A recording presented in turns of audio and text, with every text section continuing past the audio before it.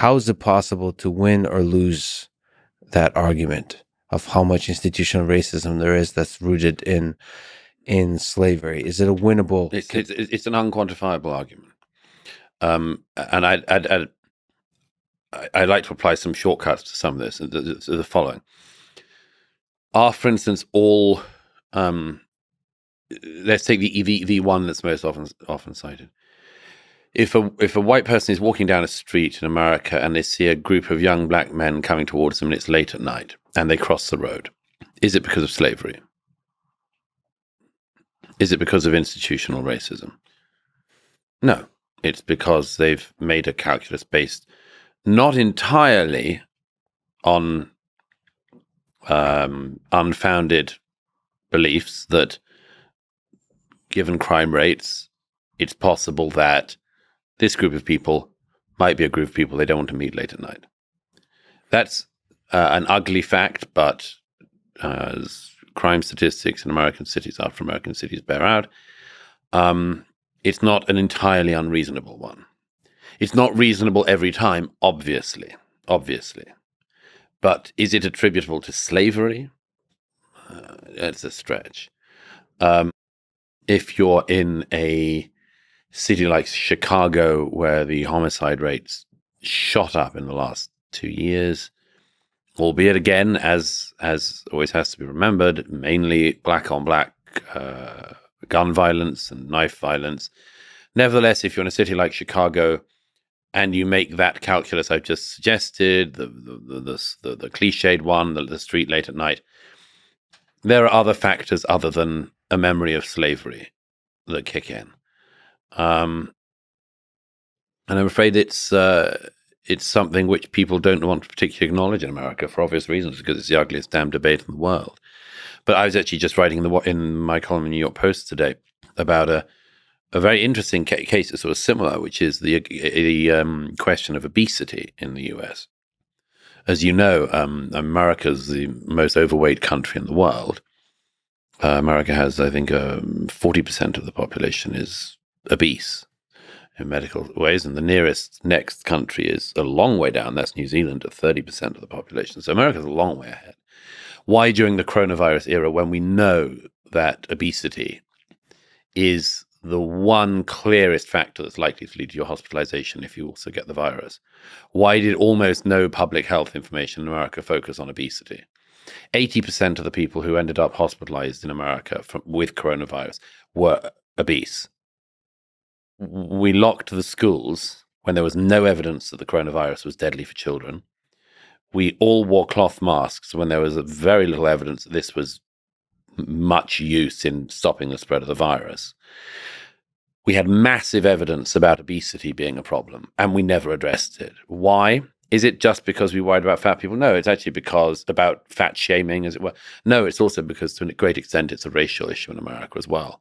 And actually I quoted this new publication from the University of Chicago, as it happens, which makes that claim explicit. It says the reasons why people have views that are negative about obesity is because of racism and slavery.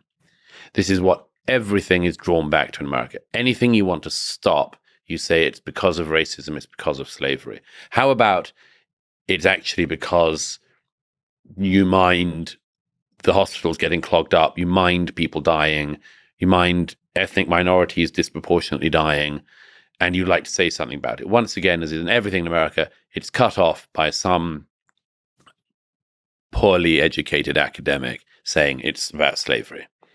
So we're really not, I mean, this requires a kind of form of brain surgery to perform it on a society, probably one that's not possible without killing the patient.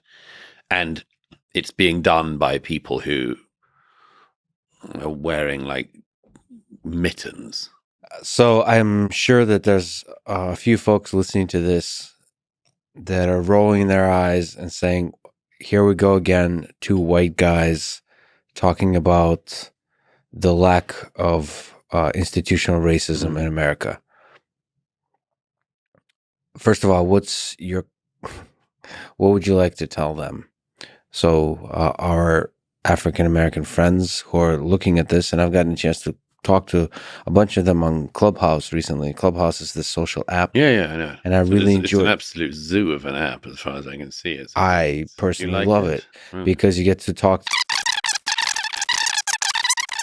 Joe Rogan using the N-word. Oh, yeah. And I get to really listen. There's very different perspectives on that in the African American community, and it's fascinating to listen. Sure. So I don't get access to that by sort of excellent books and articles written and so on. You get that real raw emotion. And I'm just saying there's a few of those folks listening to this with that real raw emotion. Sure. And one argument they say is you, Douglas Murray, and you, Lex Fridman, don't have the right to talk about race and racism in America. It is our struggle. You are from a privileged class of people that don't know what it's like to be a black man or woman in America walking down the street. Can you steel man that case? First of all, fuck that. Okay. That's not I think we need to define steel manning. Okay. Can you I know what steel manning is. Okay. I really resent that form of argumentation. Sure. I really resent it. I have the right to talk about whatever the hell I want. And no one's going to stop me or try to intimidate me. Yeah. Or tell me that I can't simply because of my skin color. And I think that if I said to somebody else the other way around, it would be equally reprehensible. If I said, shut up, you have no right to criticize anything that Douglas Murray says because you've not got my skin color.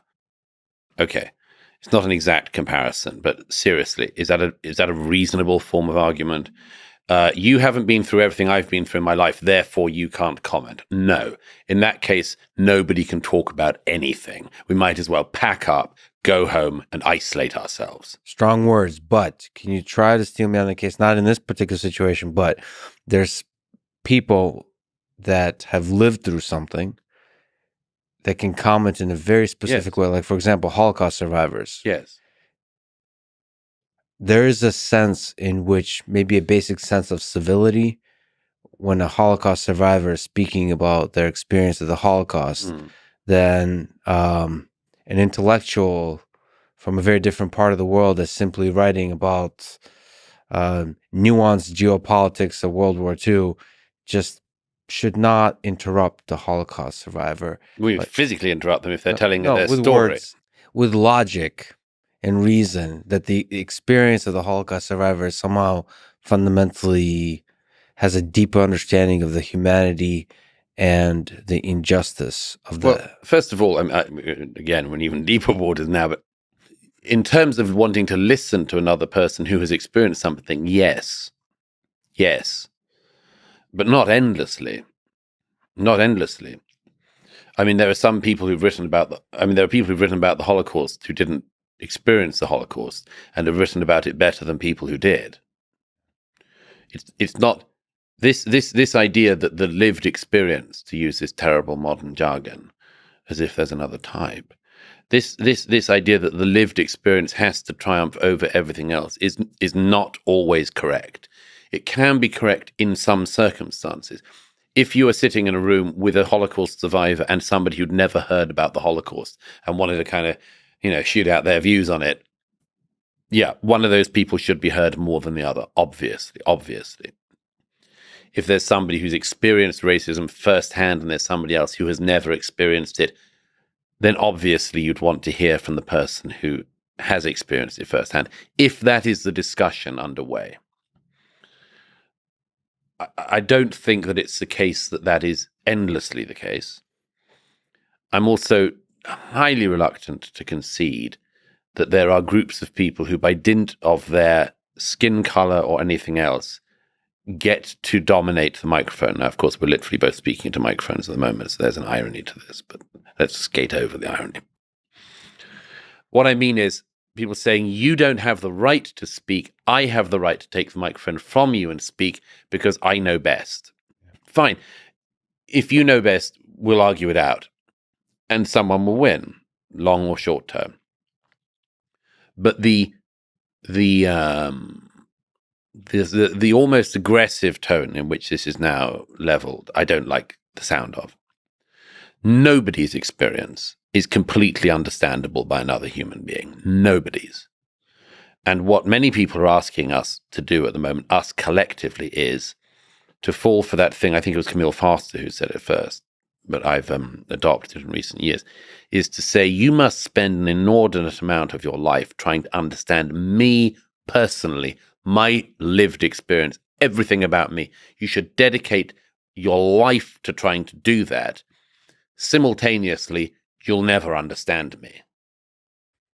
This is not an attractive invitation. This is an unwinnable game. So if somebody has a legitimate and important point to make, they should make it, and they will win through whatever their characteristics, whatever their race. And by the way, there are plenty of white people who experience racism as well. There are plenty of white people who do and have done, and increasingly so, which is one of the things I write about in the War on the West. I mean, I would argue that today in America, the only group who are actually allowed to be consistently, vilely racist against are white people. If you say disgusting things about black people in America in 2022, you will be over. You will be over. If you decide to talk about people's white tears, their white female tears, their white guilt, their white privilege, their white rage, and all these other pseudo-pathologizing terms, you'll be just fine. You could be the chairman of the Joint Chiefs of Staff. You could lecture at Yale University, absolutely fine. And the white people have to suck that up as if that's fine because there was racism in another direction in the past. So white people can have racism as well. Does that mean that I think that I have a right, or other white people have a right, to dominate the discourse by talking about their feelings of having been victims of racism? No, not particularly, because what does that get us? It gets us into an endless cycle of competitive victimhood. Am I saying that white people who've experienced violence have experienced historically anything like the violence that was perpetrated against black people in America historically? Obviously not. But, what kind of competition do we want to enter here? And this is very, very important terrain now in America, because there's one other thing I have to throw in there, which is, how do you work out the sincerity of the claim? How do you work out the sincerity of the claim being made? At one point in my book, in this latest book, I referred to a very useful bit in Nietzsche and the Genealogy of Morals, where, as you know, Nietzsche always has to be treated carefully. When people say, I love Nietzsche, you have to say, which bits? What exactly do you love about him? But he, a lot can be learned from the answer. But there are moments in Genealogy of Morals that were very useful for this book. One of them was the moment where Nietzsche uses a phrase that I've now stolen for myself, appropriated, you might say, where he refers to people who tear at wounds long since closed and then cry about the pain they feel. Now, how do you know? How do you know whether the pain is real? How do you know? I'm not saying you can never know, but it's hard. So when somebody says, I feel that my life hasn't gone that well and it's because of something that was done to my ancestors 200 years ago, maybe they do feel that. Maybe they're right to feel that. Maybe they're making it up. Maybe they're using it as their reason for failure in life. Maybe they're using it as their reason to not even try. Maybe they're using it as their reason to smoke weed all day. I don't know. And who does know? How can you work that out? And that's why I come back to this thing of, who are we to constantly judge in this society other people who we don't know and attribute motives to them based on racial or other characteristics?